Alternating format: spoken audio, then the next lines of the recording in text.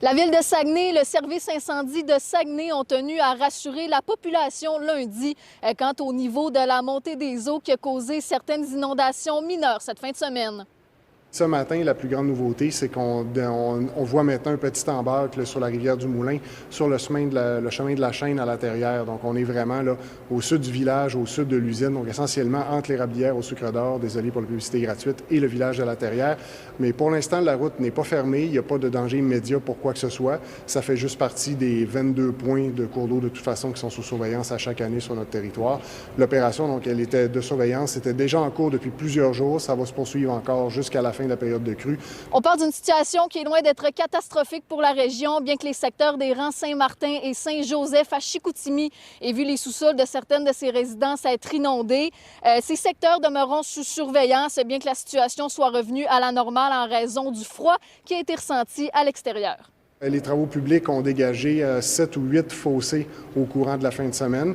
Encore une fois, dégager des fossés, ça a l'air gros, mais c'est des opérations tout à fait normales au printemps qui sont l'équivalent en milieu rural de dégager les puisards des égouts dans les quartiers résidentiels. Il y a de l'eau qui s'accumule dans le champ avec la fonte des neiges. Le fait d'avoir dégagé le fossé, ça fait que l'eau s'est évacuée et les résidents n'ont pas eu de problème. Le ministère, présentement, là, surveille le réseau. On connaît bien les secteurs là, névralgiques en période de crue. Tout ça est sous surveillance. C'est le cas ailleurs aussi au Saguenay-Lac-Saint-Jean, mais vous l'avez bien mentionné, le tout est sous contrôle et l'abaissement des températures fait en sorte là, que la fonte des neiges est ralentie. Et tout ça, là, on peut voir que les débits diminuent. Si vous constatez justement près de chez vous qu'un cours d'eau déborde, n'hésitez pas à contacter le Québec 511. Comme ça, nos équipes peuvent être dépêchées là, pour aller constater la situation et procéder peut-être justement là, à une fermeture préventive si nécessaire.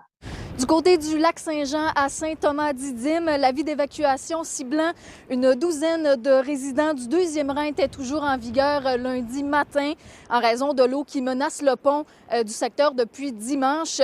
Parallèlement, la municipalité de Sainte-Rose-du-Nord a aussi connu un léger débordement de sa rivière qui a entravé une partie de la route 172. La circulation s'est faite en alternance une partie de la journée et globalement, ce sont 22 cours d'eau qui sont sous surveillance au Saguenay-Lac-Saint-Jean. À Sainte-Rose-du-Nord, Sarah-Léa Bouchard pour Nouveau Info.